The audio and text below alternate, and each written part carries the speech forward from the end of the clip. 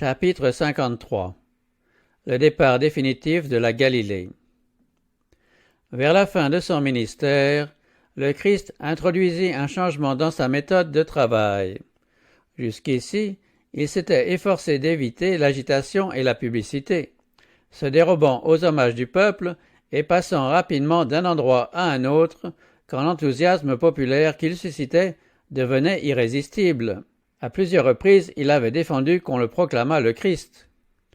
Lors de la fête des tabernacles, il avait effectué avec rapidité et en secret son voyage à Jérusalem. À ses frères, qui insistaient pour qu'il se présentât publiquement en qualité de Messie, il avait répondu « Le moment n'est pas encore venu pour moi ». Il s'était rendu à Jérusalem sans être observé, et il était entré dans la ville sans être annoncé et sans recevoir les honneurs de la foule. Il n'en fut pas ainsi lors de son dernier voyage. Il avait quitté momentanément Jérusalem en raison de la malice des prêtres et des rabbins. Maintenant, il se met en devoir d'y revenir en faisant un détour sans se cacher, et il fait annoncer son arrivée. Allant au-devant de son grand sacrifice, il lui convenait de provoquer l'attention du peuple. Comme Moïse éleva le serpent dans le désert, il faut de même que le Fils de l'homme soit élevé. Tous les regards d'Israël avaient été dirigés sur le serpent élevé comme symbole de leur guérison. De la même manière, tous les yeux doivent se fixer sur le Christ, la victime qui, par son sacrifice, procurera le salut au monde perdu. C'est une fausse conception de l'œuvre du Messie, ainsi qu'un manque de foi au caractère divin de Jésus, qui avait poussé ses frères à insister auprès de lui pour qu'il se présentât au public à l'occasion de la fête des tabernacles. Pour des motifs semblables, les disciples, se rappelant ces paroles au sujet de ce qui allait lui arriver, et connaissant la haine mortelle dont étaient animés les conducteurs religieux, auraient bien voulu pouvoir dissuader leur maître de se rendre à Jérusalem. Pour le Christ, c'est une tâche difficile que de s'avancer en dépit des craintes, du désappointement et de l'incrédulité de ses disciples bien-aimés.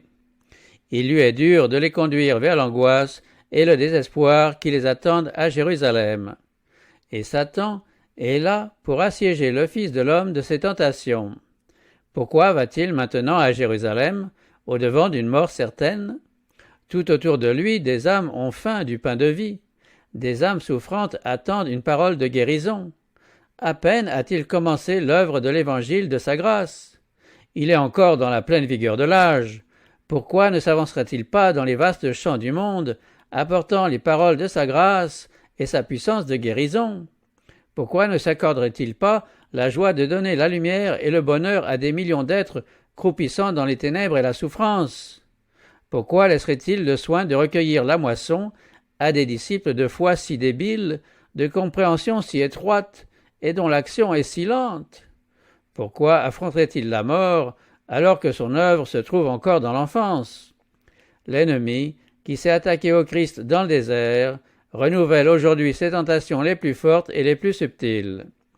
Si Jésus cède un instant seulement, si pour se sauver lui-même il modifie son attitude, les instruments de Satan triomphent et le monde est perdu.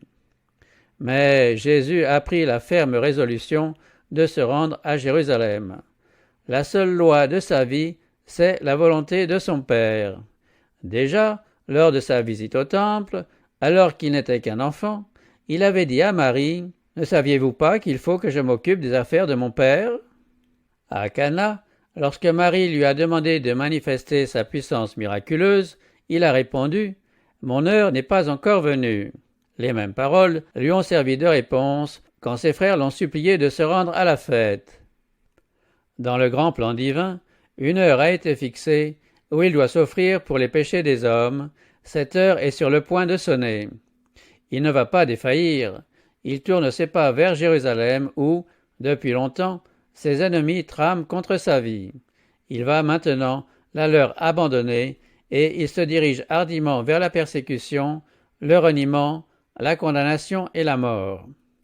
Il envoya devant lui des messagers. Ceux-ci se mirent en route et entrèrent dans un village de Samaritains pour lui préparer un logement. mais on refusa de le recevoir parce qu'il était en route vers Jérusalem. À cause de ce voyage, les Samaritains avaient l'impression que le Christ accordait la préférence aux Juifs, objet de leur haine la plus intense. Il l'aurait accueilli joyeusement s'il était venu rétablir le temple et le culte sur le mont Garizim. Comme il se rendait à Jérusalem, ils ne voulurent pas lui accorder l'hospitalité. Ils étaient loin de penser qu'il rejetait le meilleur don du ciel. Jésus invitait les hommes à le recevoir. Il leur demandait même des faveurs, et cela en vue de s'approcher d'eux pour leur dispenser ses plus riches bénédictions. En échange de la moindre faveur reçue, il accordait la grâce la plus précieuse. Mais le préjugé et l'étroitesse des Samaritains leur fit perdre tout cela. Jacques et Jean, les messagers du Christ, furent très blessés par cette injure faite à leur Seigneur. Le voir si maltraité par les Samaritains, alors qu'il voulait bien les honorer de sa présence, les remplit d'indignation. Récemment, sur la montagne de la Transfiguration, ils avaient vu leur maître glorifié par Dieu et honoré par Moïse et par Élie. Le manque d'égard dont les Samaritains s'étaient rendus coupables méritait, pensait-il, un châtiment signalé. Ils rapportèrent au Christ les paroles de ces gens et lui dirent qu'on avait refusé de le loger même pour une nuit.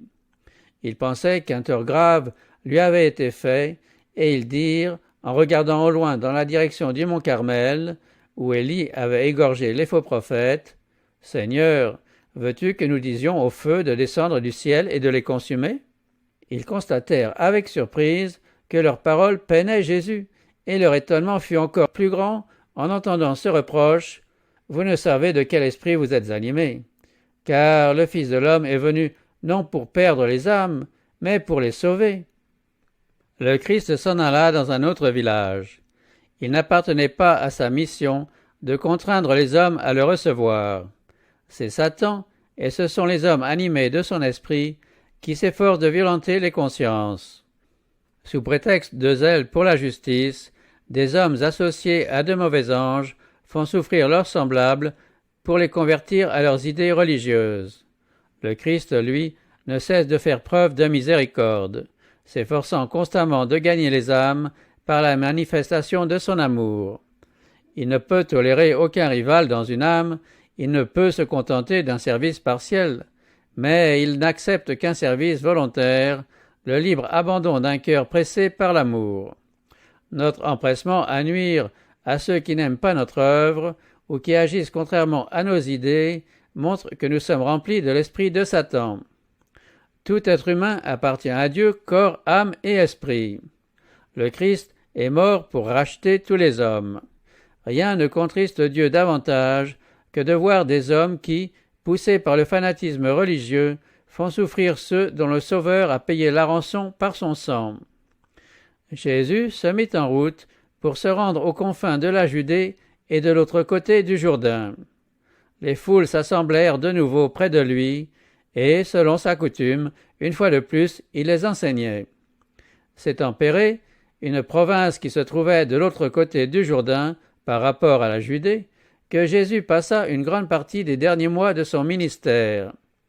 Là, les foules se pressaient autour de lui, comme cela avait eu lieu en Galilée au début de son ministère, et beaucoup de ses premiers enseignements y furent répétés. Comme il avait envoyé les 12 apôtres, le Seigneur en désigna encore 70 autres, et les envoya devant lui 2 à 2, dans toute ville et tout endroit où lui-même devait aller. Pendant quelque temps, ses disciples s'étaient formés auprès de lui en vue de leur œuvre. Alors que les 12 accomplissaient une mission de leur côté, d'autres disciples accompagnaient Jésus dans sa tournée en Galilée. Ils s'étaient ainsi trouvés intimement associés à lui et placés sous sa direction personnelle. Maintenant, ces nombreux disciples devaient, à leur tour, aller en mission de leur côté. Les 70 reçurent les mêmes instructions qu'avaient reçues les 12, à l'exception toutefois de la défense d'entrer dans les villes des païens ou des Samaritains. Les Samaritains venaient de repousser le Christ, mais cela n'avait pas altéré son amour pour eux. Quand les 70 s'en allèrent en son nom, ils commencèrent par visiter les villes de la Samarie.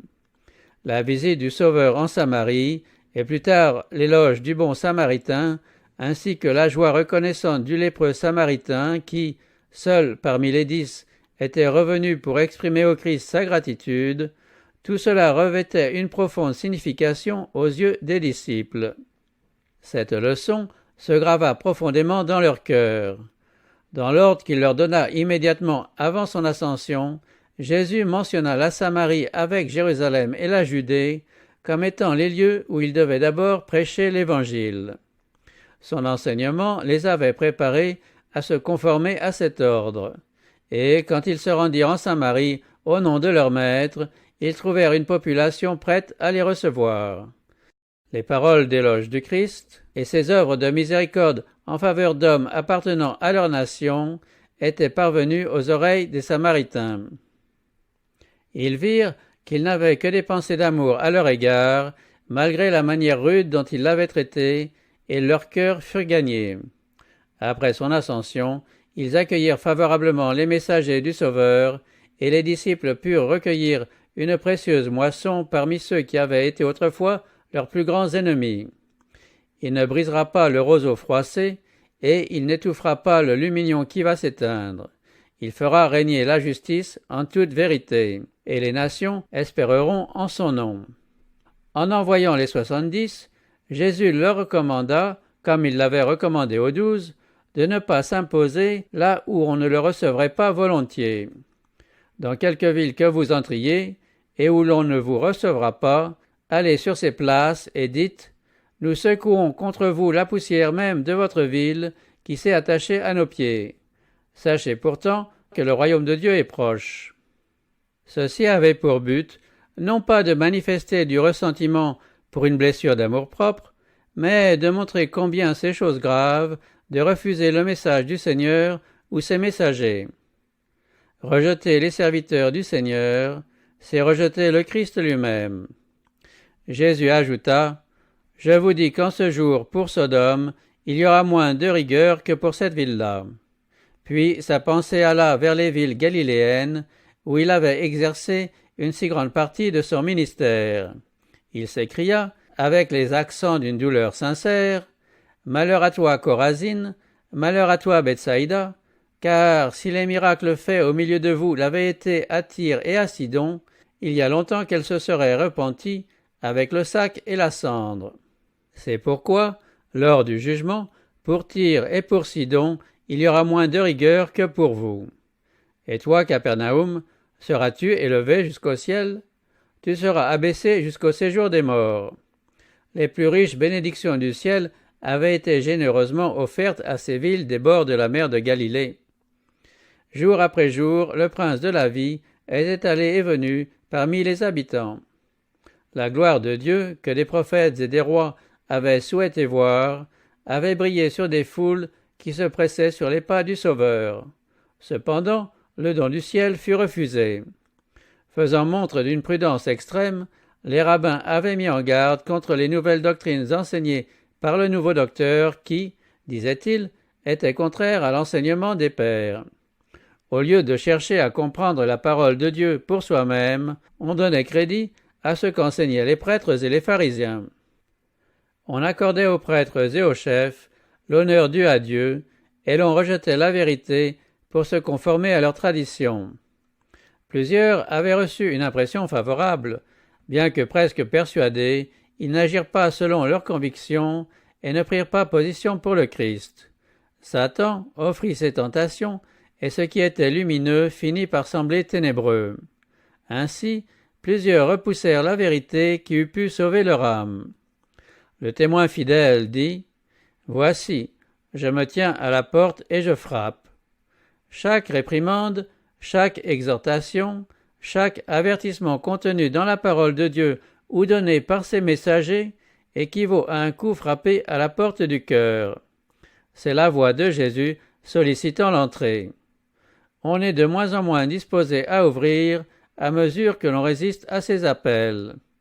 L'influence du Saint-Esprit, méconnue aujourd'hui, sera moins forte demain.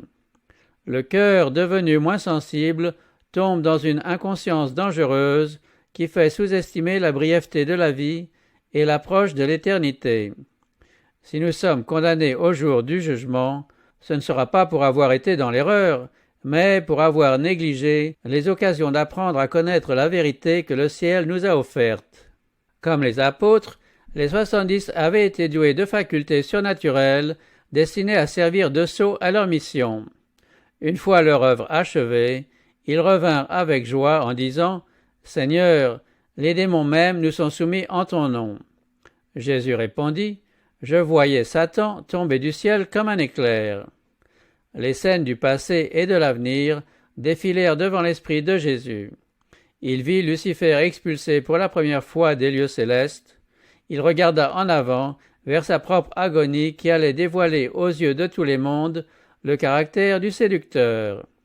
Il entendit le cri « Tout est accompli », annonçant que la rédemption d'une race perdue était définitivement rendue certaine et que le ciel était pour toujours à l'abri des accusations, des tromperies et des entreprises de Satan.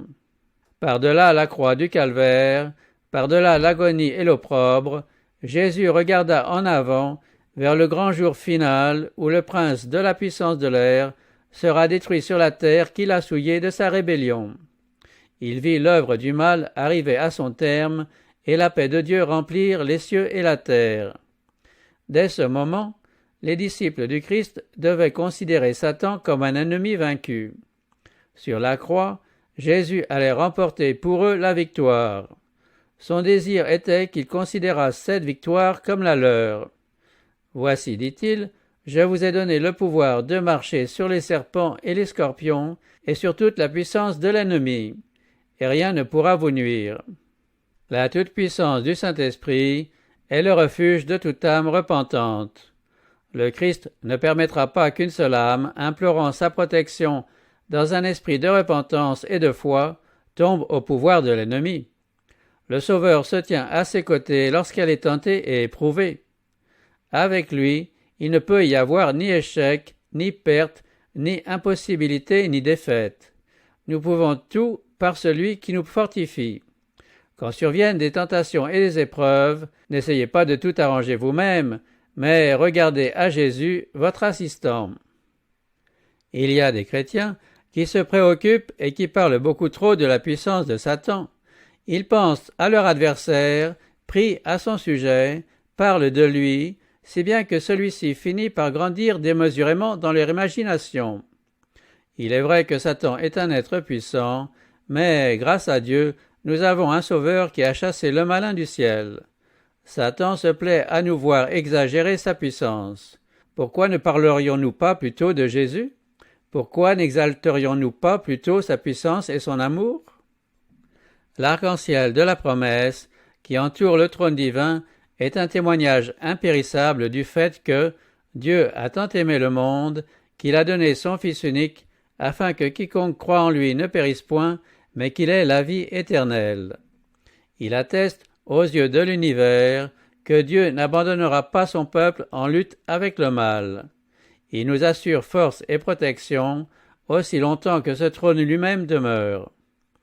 Jésus ajouta, « Cependant, ne vous réjouissez pas de ce que les esprits vous sont soumis, mais réjouissez-vous de ce que vos noms sont inscrits dans les cieux. Ne vous réjouissez pas de la puissance que vous possédez, de crainte de perdre le sentiment de votre dépendance à l'égard de Dieu. Mettez-vous en garde contre un esprit de propre suffisance qui vous ferait travailler avec propre force plutôt que dans l'esprit et la puissance de votre maître. Le moi est toujours prêt à s'attribuer le mérite du succès. Quand le moi est flatté et élevé, on néglige de montrer à d'autres que Dieu est tout en tous. L'apôtre Paul disait « Quand je suis faible, c'est alors que je suis fort ». Le sentiment de notre faiblesse nous apprend à compter sur une puissance qui ne réside pas en nous-mêmes. Rien n'a, sur nos cœurs, une emprise plus grande qu'un sentiment constant de notre responsabilité à l'égard de Dieu. Rien n'exerce une influence plus profonde sur les mobiles de notre conduite que l'assurance du pardon offert par l'amour du Christ. Il nous faut entrer en contact avec Dieu pour que nous soyons pénétrés de son Saint-Esprit, qui nous rendra capables de prendre contact avec nos semblables. Réjouissez-vous donc de ce que, par le Christ, vous êtes entrés en relation avec Dieu et vous êtes devenus membres de la famille céleste. Aussi longtemps que vous regarderez en haut, vous aurez constamment le sentiment de la faiblesse de l'humanité.